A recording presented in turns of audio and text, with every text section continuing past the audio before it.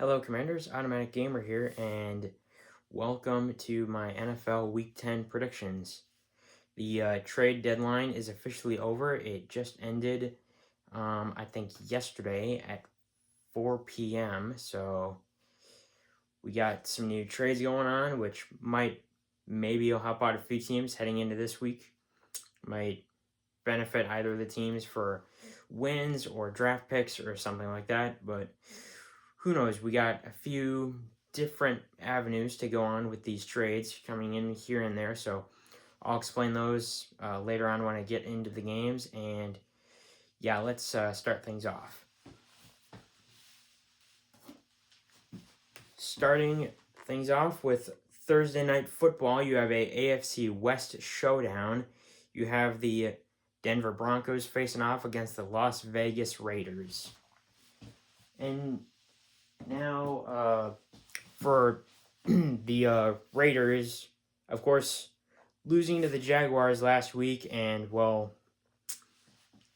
I think, for Raiders fans,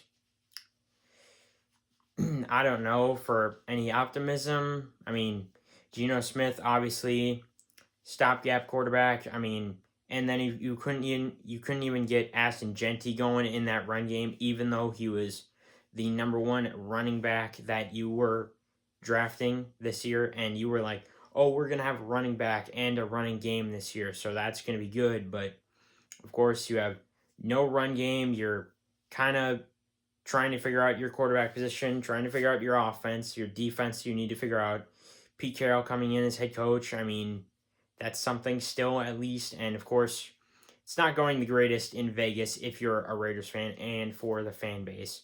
And with them taking on the Denver Broncos, who did the thing that I don't know if they like to do it, but they showed up in the fourth quarter against the Texans last week, and especially with their defense is still being as good as it is, and showed up in the fourth quarter, able to beat the Texans. And of course, last week it was mainly a defensive battle. It was kind of low scoring, tied 15-15, and then showing up in the fourth quarter, and then I think kicking a field goal to win the game.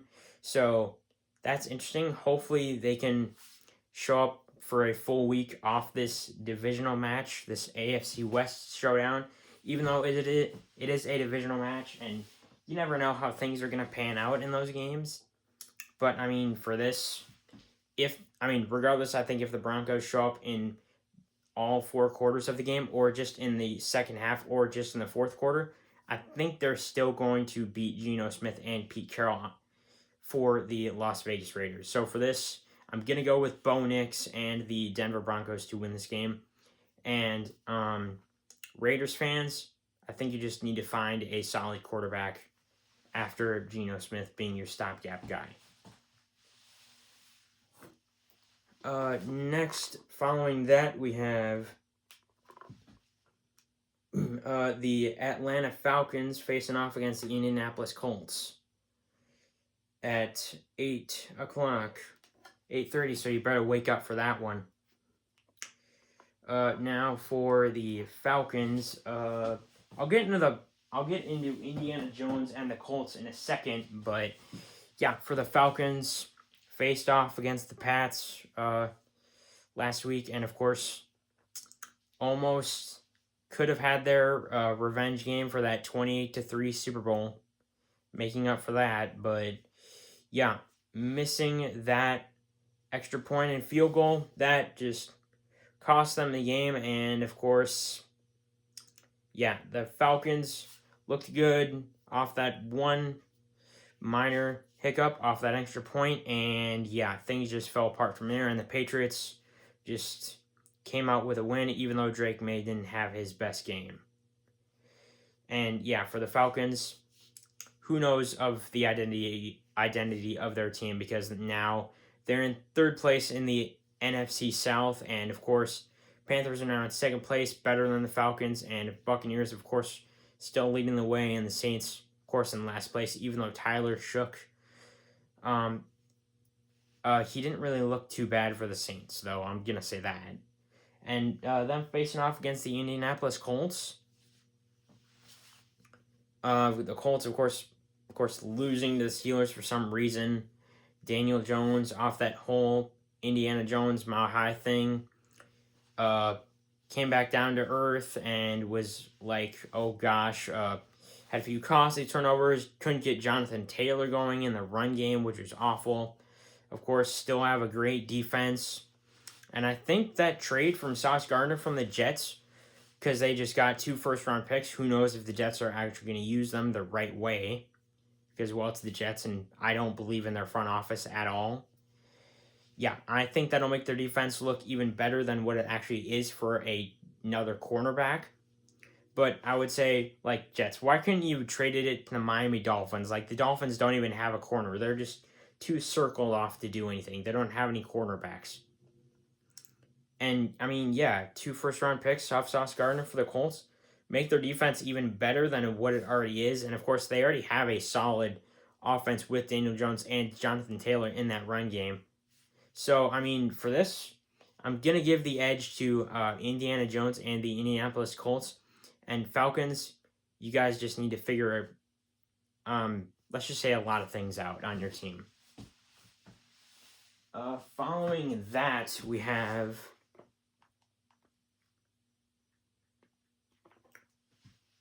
we got the... Speaking of the Saints, just talking about them, we got the New Orleans Saints facing off against the Carolina Panthers, a NFC South showdown.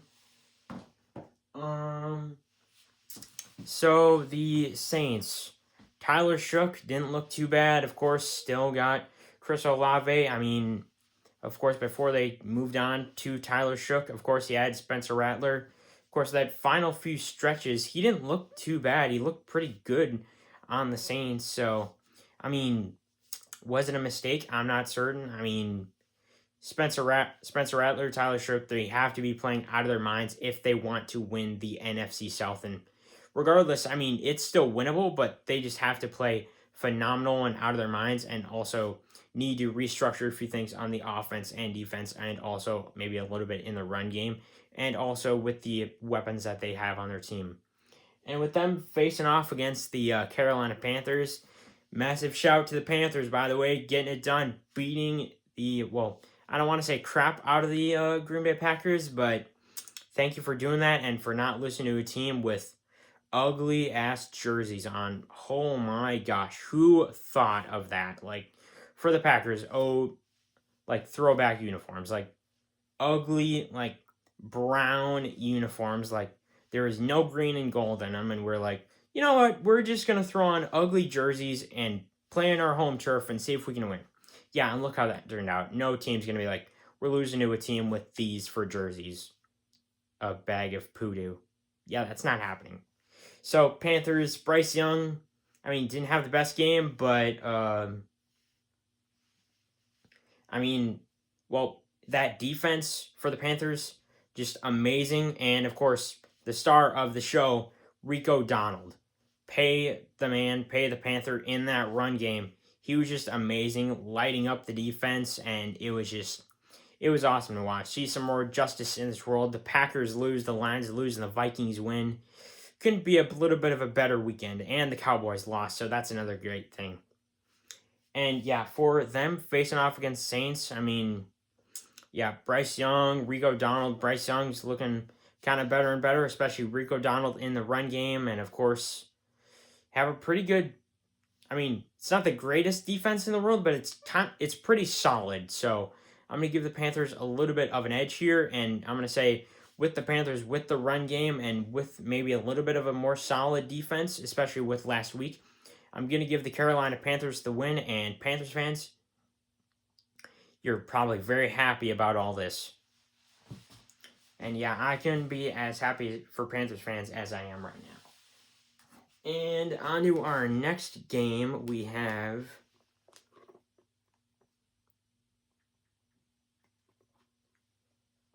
the New York Giants facing off against the Chicago Bears. Giants, I mean,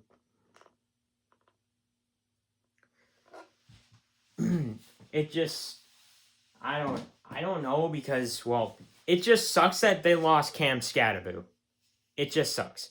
Like, cause he's one of the probably best players on the team for an offensive rookie now, especially in that run game, and one of their best weapons. And of course, I know they still got kind of a really not the great. It's a solid offense that they still got, even with Jackson Dart as quarterback. So it can still be good because I think Jackson Dart can still put up some pretty good yards and numbers on the offensive side of things.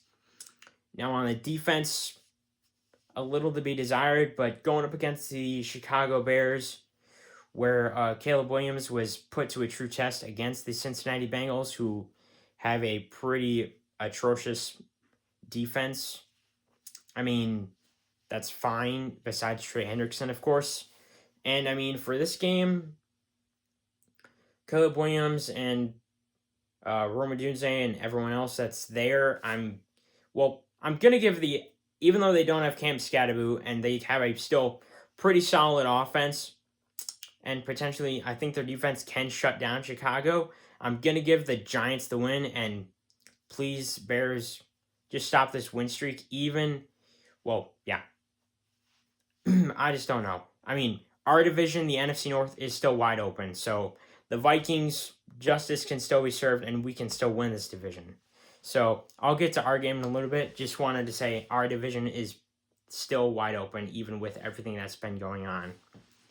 So that's good, at least. Next, we have a AFC South showdown. We have the Jacksonville Jaguars facing off against the Houston Texans, or the Strouds.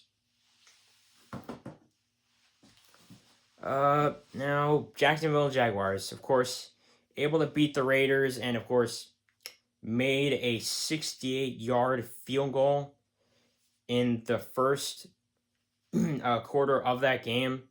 That was massively impressive. Like, hats off to the Jaguars kicker for that happening, and that's just amazing. Of course, them beating the Raiders, Trevor Lawrence looking pretty good, solid. The offense moving the ball, humming along. Of course, really good defense still going for him.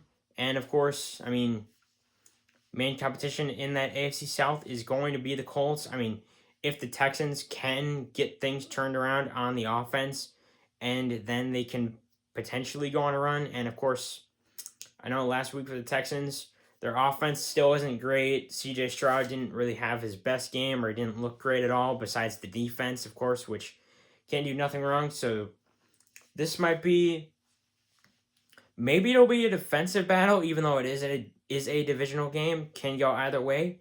But honestly, just because the Jaguars have a little bit of a better defense and a better positioning at quarterback with Trevor Lawrence, I'm going to give the Jacksonville Jaguars the win. And Texans or Strouds, I'm just so sorry about the offense. It just sucks. Next, we got the AFC East showdown. We got the Buffalo Bills taking on the Miami Dolphins. Bills, of course, able to beat the Chiefs in the regular season. We're just waiting for them to, at one point, beat them in the playoffs. Able to pretty much give Patrick Mahomes a run for his money. Josh Allen was great. James Cook was phenomenal in the run game. The offense was moving. The defense looked a little bit better than it did before, so that might be back to normal. So that's really good for that. And of course, taking on Miami Dolphins and Tua Tagovailoa.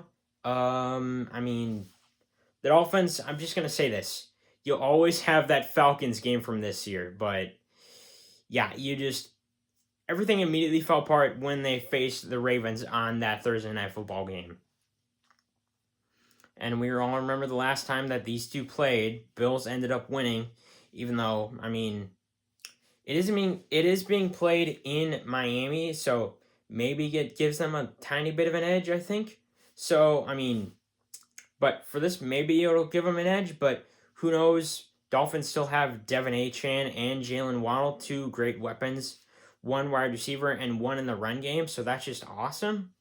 And of course, I mean, big issue is the health of your quarterback, and also you don't have a secondary, which is a massive blow to your defense. And, well, yeah, for this, Buffalo Bills, I'm going to give you guys the win. And if you can go all the way in the AFC East, please beat the Chiefs in the postseason. You're our only hope, Bills.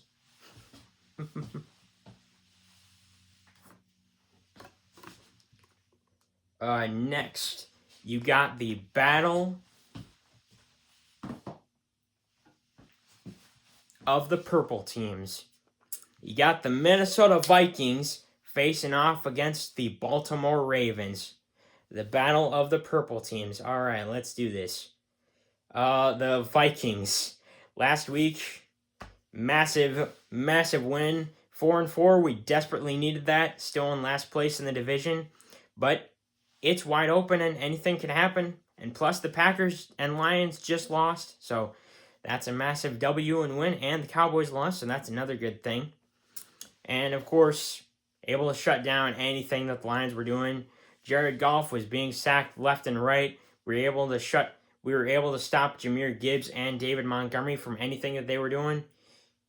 Andrew Van Ginkel, best player on our defense. I love him to death. He's just awesome to have. Blake Cashman and Brian O'Neill, I love those guys. They're just awesome to have.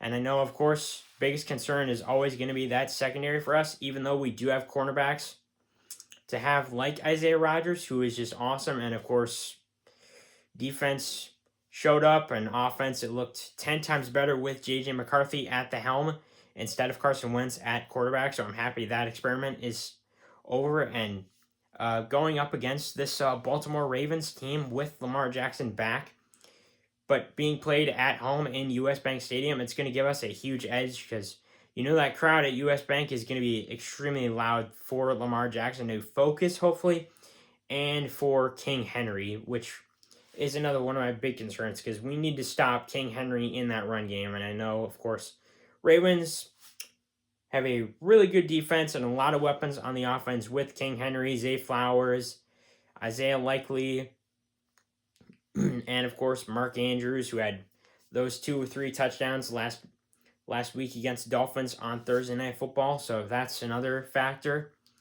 But I know we got another band of weapons. Justin Jefferson, the best wide receiver in the NFL. Jalen Naylor, Jordan Addison, Adam Thielen, Jordan Mason in the run game, which is great. I mean, who knows? I mean, I'm praying we actually...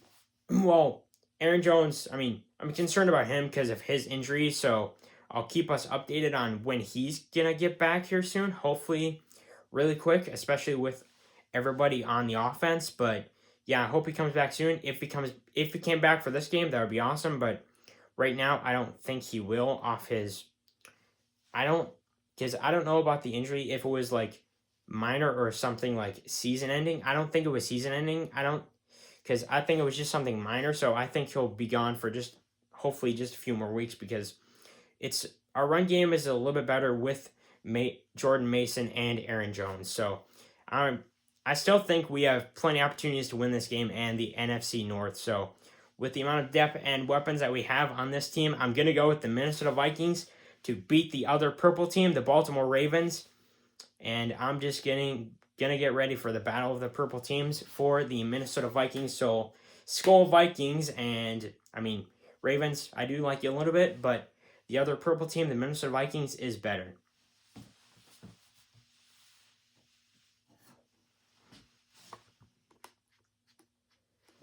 Oh, Lord. After the battle of the purple teams, you have an ugly game. A ugly match. Do I even need to talk about this game? Plus, they just gave away Sauce Gardner. You got the New York Jets facing off against the Cleveland Browns. That'll be an ugly, ugly match. Plus, their defense got a little bit more weakened, which sucks. And, of course, I mean, they can't close out games the proper way with Justin Fields at quarterback. Who knows how long Aaron Glenn is going to be there for the Jets as head coach. And with the New York Jets facing off against probably one of the best defenses in the league with Myles Garrett in the Cleveland Browns, that's going to be a huge test because their defense and secondary is really damn good in the NFL. Probably the number one or the second best defense in the NFL, in my opinion. But I mean, yeah, of course, who knows what one the Browns are gonna do at quarterback, because we've seen a little bit from Dylan Gabriel, but who knows when they're gonna throw Shedeur Sanders in there, and we're probably not going to see Deshaun Watson in there anytime soon this season. I don't believe we'll see him at all this year. So, yeah, that'll be interesting for, one, the quarterback position, but also Quinshon Judkins in that run game for the Cleveland Browns. He's a phenomenal rookie and running back, so that's something to be excited about and proud of. But, yeah, for this game, it might be ugly and low scoring, but, yeah, I mean, for this, because of their defense with Myles Garrett and everybody else, I'm going to go with the Cleveland Browns to get this win. And Jets fans, you might have to just look towards the future besides with having Justin Fields as your quarterback. Or maybe you can close out this game. Who knows? Next, we have the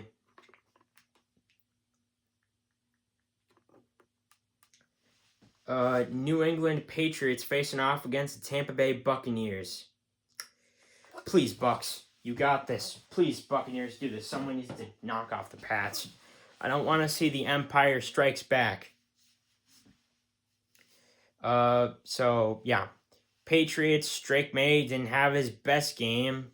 I mean, of course, they're unfortunately leading in the AFC East, and someone needs to stop them. Yeah. Drake May didn't have his best game, and of course, yeah, they won, which just sucks, against the Falcons. But yeah, I mean, yeah, it was interesting because I know that Drake May is a really good quarterback. As much as I hate the Patriots, Drake May is a good quarterback, and I know, of course, they've got pretty good coaching. They have a really good offense, especially with guys like Stephon Diggs. Have a I don't know how much their defense has been performing, but I know it's been good. And going up against this Tampa Bay Buccaneers team that do have some injuries but are getting healthy, which is good. Because I think we could potentially, with this week, with Baker Mayfield at quarterback, and also sometimes he can play when he's injured, and he can still put up a ton of yards and numbers, which is great. And, of course, I think we're going to be getting... Unfortunately, Mike Evans is still out, which honestly sucks. Mike Evans, I love to death. And, of course, I think we might be getting, hopefully, Bucky Irving in that run game in the backfield back, hopefully for this game, which might be a boost to their offense. Or maybe we don't know who they're going to get back for the Buccaneers, if it's going to be Bucky Irving, Ibuka, or someone else. Because even if they just have one or two of their weapons, they can win this game. But even if Baker doesn't have any of his weapons, he can still find ways to win. So for these factors, I mean, I think this might be a really entertaining game to watch. But yeah, for this game, I'm going to go with the Tampa Bay Buccaneers and Baker Mayfield.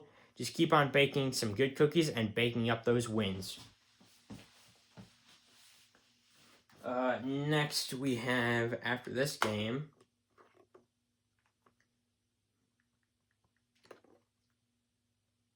we got a battle for the bird teams.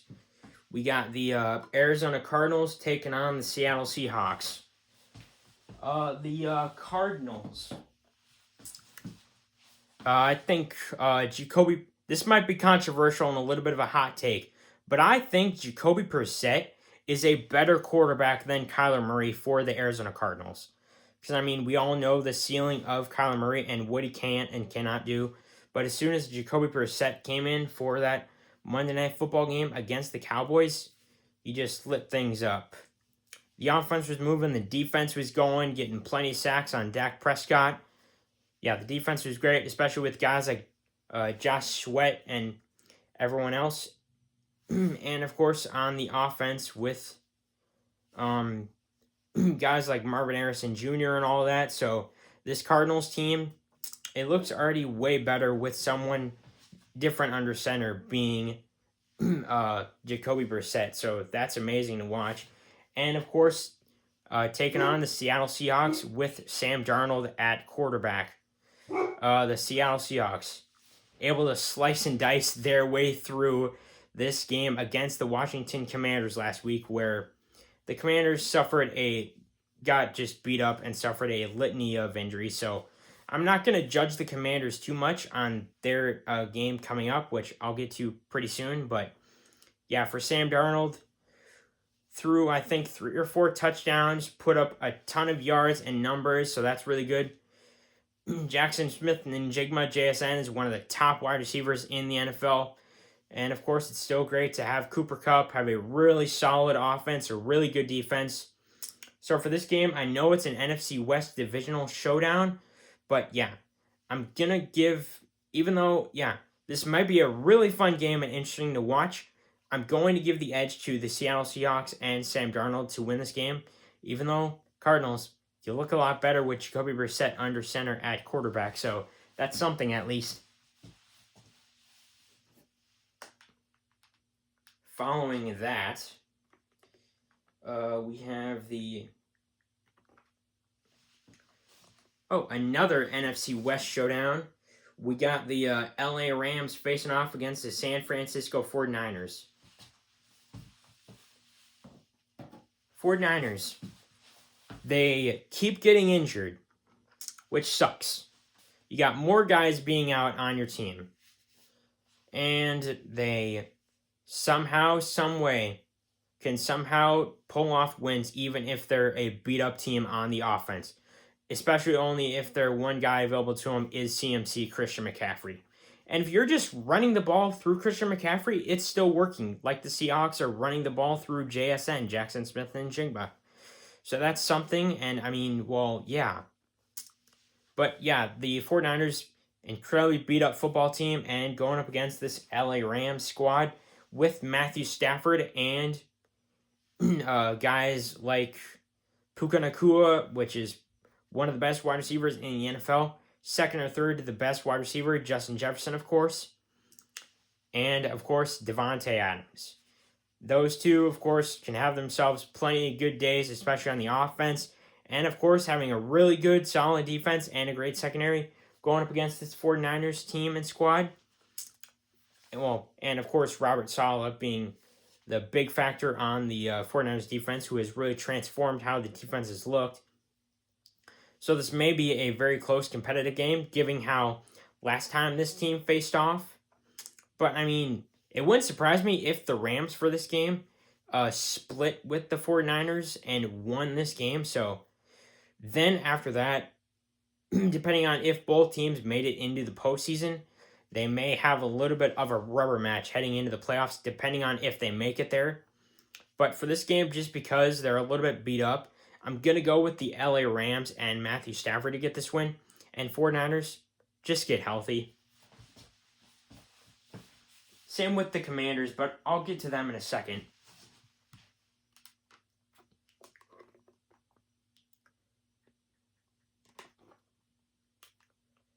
Speaking of the Commanders, you got the Detroit Lions facing off against the Washington Commanders.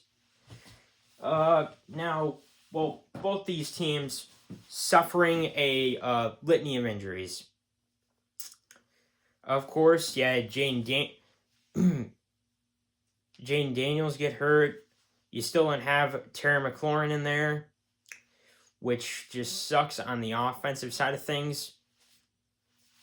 So, I mean, that's awful, and it's kind of interesting and tough to judge these guys, given that how they're playing. And, of course, for the Lions, they lost to the Vikings, of course, so there's justice in this world.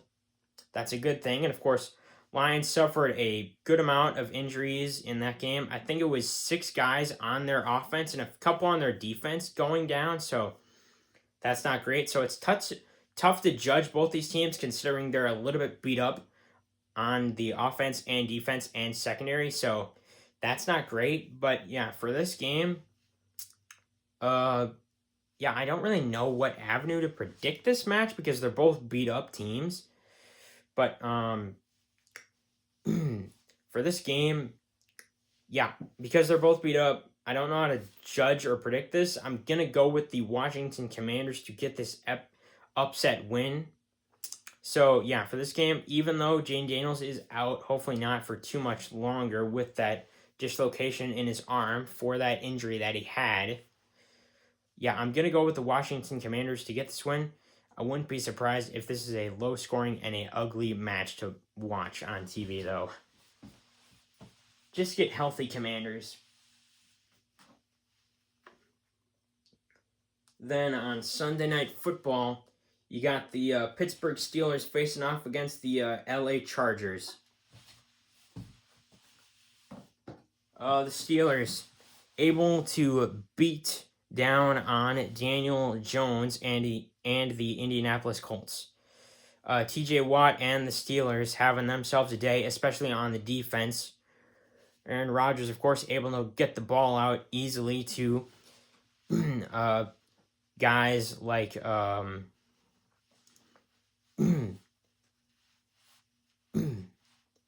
DK Metcalf and everyone else like that on the offense, especially in that run game too. So massive props to the Steelers for beating the top team in the AFC, being the Indianapolis Colts. So that's something. And of course, facing off against the LA Chargers with Justin Herbert, who I think just lost Joe Alt again for another chunk of the season, which sucks. They're dealing with a few injuries here and there on the Chargers squad, so that's not great. And for this game, I mean, you could go either way because of both quarterbacks, how they work with these things. Yeah, this could go either way, given how both quarterbacks work and how each of them has different defenses, offenses, different weapons on each side with guys like TJ Watt and everything else like that. But for this game, I'm going to go with the Pittsburgh Steelers to get this win. And the reason for that is just because the injuries on the Chargers side of things, on the offensive side of the ball. And, I mean, if they're able to get after Justin Herbert with guys like TJ Watt, I think the Pittsburgh Steelers can pull off an upset and get this win. So, yeah, Steelers, you're getting this win. And Steelers go to Super Bowl? No, it's going to be the Ravens and Vikings.